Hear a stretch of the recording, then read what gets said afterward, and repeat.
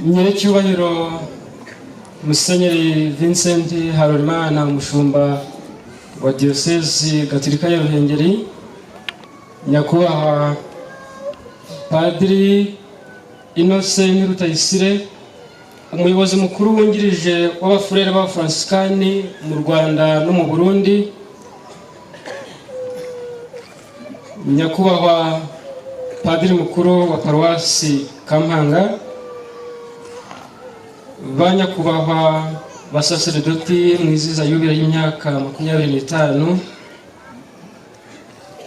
Banyakubahwa basaserdoti muteraniye hano,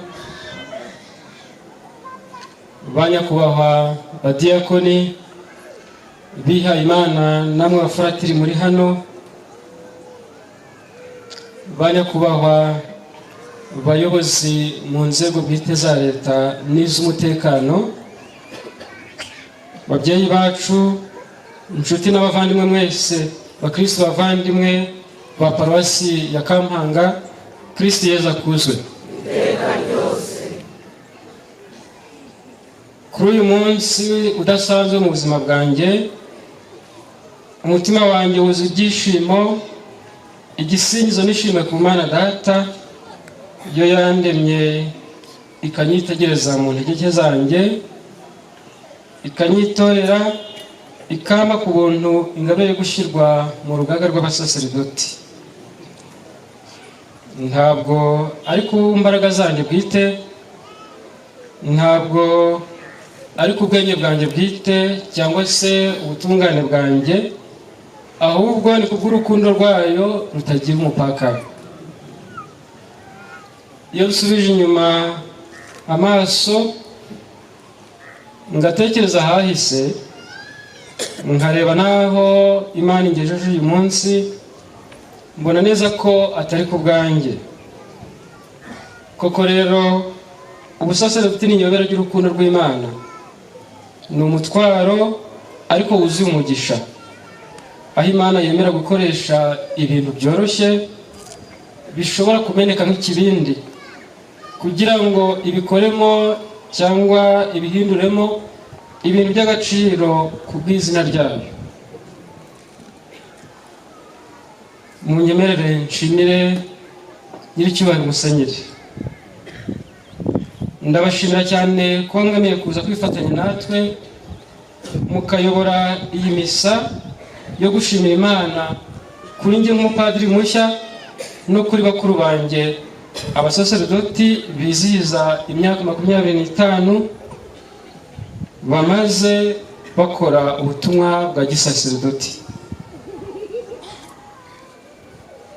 Nyiricyubahiro Musenyeri, uruhare rwanyu kuri uyu munsi si ikimenyetso cy'ubusabane gusa, ahubwo ni n'urumuri rwerekana ubumwe no gushyigikira abihaye Imana, haba abakorera ubutumwa muri diocese yanyu ndetse n'ahandi. Ndashimira nanone abayobozi n'abarezi b'umuryango w'abafurere b'Afransiskani bo banyakiye mu muryango, bakandera kandi bakanyobora bafite ukwihangana n'ubushishozi, maze bakanyereka icyo kuba umugaragu wa Kristo n'abantu ari cyo.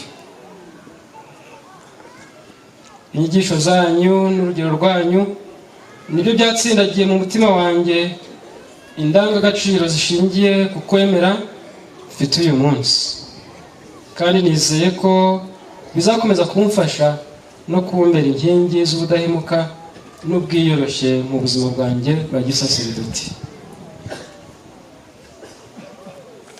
Ndashimira ababyeyi banjye kuko banyeretse cyangwa se bambereye urufatiro rw'ubuzima bw'ukwemera. Babyeyi, urukundo rwanyu, ukwihangana kwanyu n'amasengesho yanyu nibyo byambereye urumuri mu mwijima. Mwarakoze kumpa Imana mbere yo kumpa ibindi byose. Ndashimira abarezi banjye banyigishije ku ishuri rya primaire rya Tebo. Ndashimira cyane kandi n'abarezi banjye bangishije mu seminari ntoya Nkumba n'abo kuri groupe scolaire Marilene Rwaza. Kuba mpagaze ahangaha uyu munsi nuko mwabigizemo uruhare. Muri uyu mwanya munyemerere nshimire inshuti twiganye cyane cyane mu seminari ntoya Nkumba, harimo Padiri Alphonse wambaye hafi, kanashimira n'abafurere ba Franciscani twakoranye formation cyangwa se twasangiye ubuzima mu mazu y'irerero. Ibyo twasangiye byose byaba ibyatunanizaga ndetse n'ibyiza, byose byagize uruhare rukomeye mu mikurire yanjye, cyane cyane mu bumenyi, mu mitekerereze ndetse no mu kubana n'abandi. Ndashimira byimazeyo abakristo bo mu maparuwasi naruhukiyemo cyangwa se amaparuwasi nakoreye mu butumwa, haba mu Rwanda cyangwa se hanze yarwo. Abakristo ba paruwasi ya Mbazi nkorera mu butumwa, ndabashimira cyane. Ndabashimira hamwe na padiri wabo mukuru.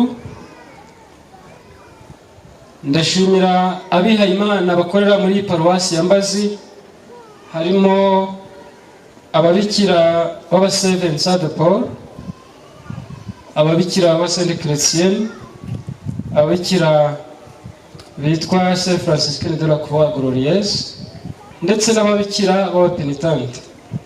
Mwaramfashe cyane mu butumwa dusangiye. Imana ikomeze kubaha umugisha. By'umwihariko ndashimira paruwasi mvukamo, paruwasi turimo ahangaha, paruwasi ya Kampanga. Ndashimira nyakubahwa padiri mukuru w'iyi paruwasi ndetse n'abapadiri bafatanya ubutumwa, komite ya paruwasi n'abakristo mwese. Imana ikomeze ibarinde kandi izabiture ibyiza byinshi. Ubufasha bwanyu, amasengesho yanyu, icyizere n'urukundo mwanyeretse byambereye inkunga ikomeye muri uru rugendo. Imana izabiture. Hari benshi nashimira ariko ntibiza gukunda kubera igihe. Niyo mpamvu nshimira buri wese mu buryo bumwe cyangwa ubundi wagize uruhare kugira ngo uyu munsi ugerweho. Imana ibaha umugisha. Bavandimwe, Mutagatifu Francisco wa Asizi niwe wakundaga kubwira abavandimwe ati, kugeza n'uyu munsi ntacyo turakora. Ibi yabivugaga ashaka ko abavandimwe be batumva ko hari byinshi bamaze kugeraho mu butumwa.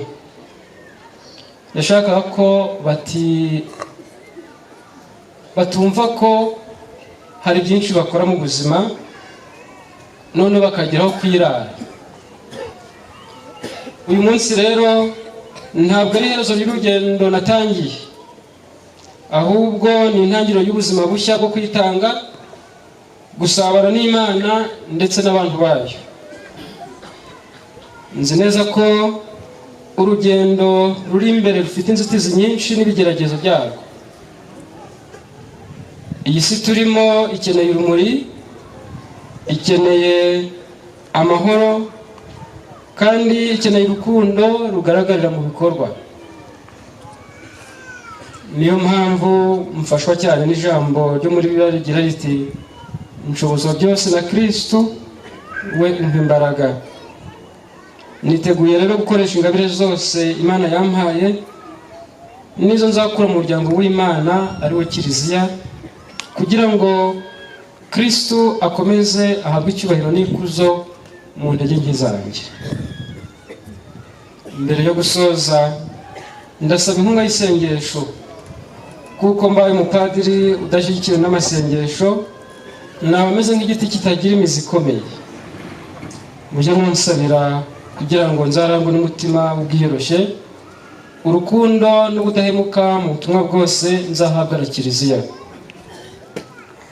Ubutumwa bwanjye nkaba mburagije umubyeyi Bikira Mariya urugero rwiza rw'ubwiyoroshye no kumvira.